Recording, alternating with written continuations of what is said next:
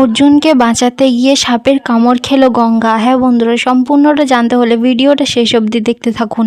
ধারাবাহিকের শুরুতে দেখা যাচ্ছে অর্জুন গঙ্গাকে বলছে, ওই গাছটা দেখতে পাচ্ছ, ওটা হচ্ছে মানতের গাছ। গঙ্গা তো তখন বলছে, ওই মানতের গাছে আপনি সুতো বাঁধতে চান তো স্যার, ঠিক আছে চলুন। তখন তো অর্জুন বলছে, কারণ তোমাকে ওই গাছে সুতো বেঁধে মানত করতে হবে, তোমার বাবা মাকে খুঁজে পেতে হবে। তো তখন তো গঙ্গা ইমোশনাল হয়ে বলছে, আপনার মনে আছে স্যার? অর্জুন তো তখন বলছে, কেন মনে থাকবে না, আমার বাবা মাকে তো খুঁজে পেতে হবে। তারপর তো গঙ্গা সেই গাছে সুতো বেঁধে মানত করে। গঙ্গা তো এবার সুতোটা বেঁধে মনে মনে বলছে, ভোলে বাবা, ওই মানুষটা যিনি আমার ছোট ছোট কথা ভোলেন না, তাকে আপনি সব দিও, উনি যেন খুশি থাকে। গঙ্গার তো সুতো বাঁধা হয়ে গেলে এবার অর্জুনকে বলে ওখান থেকে চলে যায়। তখন তো অর্জুন এবার পকেট থেকে সুতো কিনে রেখেছিল আগে থাকতে, তখন তো পকেট থেকে বার করে ও বট গাছে বাঁধে। অর্জুন তো বেঁধে বট গাছের সামনে প্রণাম করে। তখনই তো সেখানে গঙ্গা চলে আসে। গঙ্গা তো তখন অর্জুনকে জিজ্ঞাসা করছে, স্যার আপনি গাছে সুতো বাঁধছেন, আপনার কি কিছু হারিয়ে টারিয়ে গেছে নাকি, আপনি তো এসব মানেন না? তখন তো অর্জুন একটু হেসে বলছে, না না, আমার আর কি হারাবে, সবাই আসলে বাঁধছে তাই আমি বাঁধলাম। তোমার হয়ে গেছে তো চলো। যখনই এবার ওখান থেকে অর্জুন চলে যেতে হবে, গঙ্গা আটকায় আর বলে, দাঁড়ান স্যার, আপনি আপনার মায়ের হারানো ভালোবাসাটা ফিরে পেতে চাইছেন তাই না? ওই যে আপনি বলেছিলেন না, আপনার মা ছাড়া আপনাকে কেউ স্পেশাল ফিল করায়নি। অর্জুন তো এবার মনে মনে বলছে, মেয়েটা কিভাবে বোঝে যে আমি মাকে মিস করছি। এদিকে গঙ্গা তখন বলছে, আপনি ভাবছেন না স্যার আপনার মনের কথা কিভাবে গঙ্গা পড়ে ফেললো। আপনি যখন সুতোটা বাঁধছিলেন, আপনার মুখটা কত করুণ ছিল, আপনার মুখটা কতটা কাতর ছিল দেখেছি, আমি দূর থেকে সবটা দেখেছি স্যার। আমি যখন বুড়ো বাবার থানে সুতোটা বাঁধছিলাম, তখন আমি আপনার জন্য বলেছি যে আপনার সব মনের বাসনাটা যেন পূর্ণ করে। ব্যাস, গঙ্গার এতটুকুই চাই, ম্যাডাম যাতে আপনাকে মেনে নেন আর বুকে আগলে রাখেন, ব্যাস এইটুকুই চাই গঙ্গা স্যার, আর সেটা খুব তাড়াতাড়িও হবে। এবার তো গঙ্গা তো হাতে করে প্রদীপটা নিয়ে এসেছিল, অর্জুনকে বলছে, স্যার আমরা কি এবার প্রদীপটা একসাথে জ্বালাতে পারি? এরপর তো অর্জুন আর গঙ্গা মিলে প্রদীপটা জ্বালায় বুড়ো বাবার থানে দেয়। প্রদীপ জ্বালানো হয়ে গেল। অর্জুন তো এবার গঙ্গাকে বলছে, আমি গাড়ি থেকে জুতোটা নিয়ে আসছি, আমি না আসা অবধি কিন্তু তুমি এখান থেকে কোথাও যাবে না। এই বলে তো অর্জুন এবার ওখান থেকে যায়। অর্জুন তো এবার গাড়ির কাছে চলে এসেছে। যখনই এবার জুতোটা বার করতে যাবে, তখনই তো এবার সেখানে অহনা চলে আসে। অহনা এসেই তো অর্জুনের হাতটা ধরে। অর্জুন তো অহনাকে দেখেই অবাক, বলছে, অহনা কি তুমি এখানে?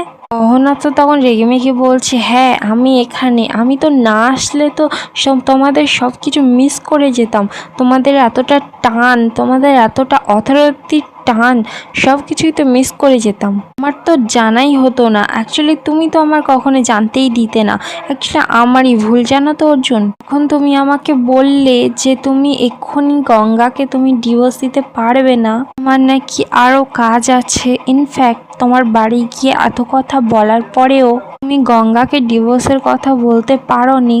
তখনই না আমি বুঝতে পেরেছিলাম, একটু একটু মনে হচ্ছিল এরকম কিছু একটা ঘটতে চলেছে, আর দেখো এক্স্যাক্টলি ঘটলো। অর্জুন তো তখন বলছে, আসতে লোকজন আছে। তখন তো অহনা বলছে, আমি যখন থেকে শুনেছি না গঙ্গা বাঁক নিয়ে এখানে আসছে, আমি জানতাম তুমি ওকে ফলো করতে করতে এখানে আসবে। আরে ফলো করতে করতে না, তুমি ওর সাথেই আসবে। অর্জুন তো তখন বলছে, তুমি একদম ভুল জানতে, এখানে আমার আসার কথা ছিল না। কিন্তু অহনা তখন বলছে, কিন্তু কিন্তু কি? অর্জুন তো তখন বলছে, রাস্তায় দেখা হয়ে গেছিল আমাদের, তারপর তো ওদেরকে আমি, অহনা তখন বলছে, ওদেরকে না বলতে পারলে না তাই তো, যেমন গঙ্গাকে তুমি না বলতে পারো না, কত অবহেলা সব কিছু আমাকেই করতে পারো, গঙ্গাকে নয়। তুমি কেউ গঙ্গাকে কোলে করে এখানে নিয়ে এসেছো, তারপরে কি তুমি গঙ্গাকে ব্যান্ডেজ করে দিয়েছো।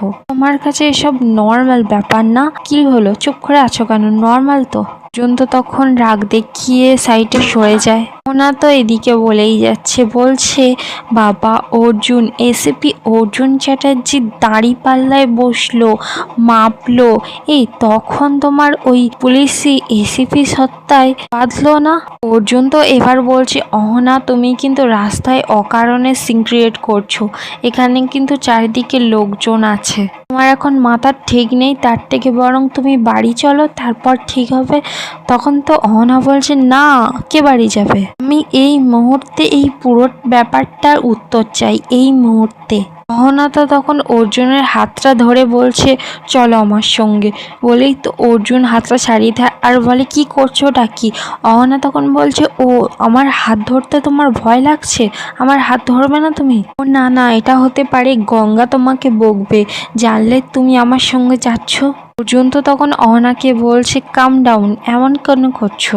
অহনা তো তখন বলছে, আরে কি কাম ডাউন, কি কাম ডাউন, আমার সঙ্গে একটা জায়গায় যেতে বলছি, তুমি যেতে চাইছো না, তুমি ভয় পাচ্ছ, ওই গঙ্গার ভয় পাচ্ছ আমার সঙ্গে যেতে, তাহলে চলো না, চলো একটা বার আমার সঙ্গে চলো। বলেই তো অহনা এবার অর্জুনকে ওর সাথে নিয়ে চলে যায়। অর্জুন তো এবার মনে মনে ভাবছে, অহনাকে তো থামাতেই পারছি না, ওদিকে গঙ্গা একা একা কি করছে কি জানে, এদিকে তো গঙ্গা একা একা বসে আছে। গঙ্গা তো এবার বলছে, এখনো আসছেন না স্যার, একবার কি দেখে আসবো গিয়ে? এত সময় লাগার তো কথা নয়। তখনই তো যে প্রদীপটা গঙ্গার অর্জুন জ্বালিয়েছিল সেই প্রদীপটা নিভে যায়। গঙ্গা তো দেখেই অবাক। গঙ্গা তো এবার বলছে, কি হলো, প্রদীপটা নিভে গেল কেন? ভোলে বাবা কি আমার কোনো সংকেত দিচ্ছে নাকি? তখন তো গঙ্গা আবার প্রদীপটা জ্বালাতে যায়, কিন্তু নিভে যায় আবারও। এদিকে তো দেখা যাচ্ছে অহনা তো অর্জুনকে নিয়ে একটা কালী ঠাকুরের সামনে চলে এসেছে। অর্জুন তখন বলছে, কি হলো, এখানে নিয়ে এলে কেন আমাকে? অহনা তখন বলছে, এত প্রশ্ন কেন করো বলো তো, মানে আমার সাথে কোথাও এলে যত এসব প্রশ্ন মনে পড়ে। অর্জুন তখন বলছে, প্রশ্ন তো করতেই হবে, আমার এই পরিবেশটা আমার খুব চেনা লাগছে, আশেপাশে কেউ নেই, আমাকে আবার একটা নির্জন মন্দিরে নিয়ে চলে এসেছো। আগের বারে কি হয়েছিল সেটা তো আর ভোলা যায় না, জোর করে বিয়ে করতে চেয়েছিলে আমার।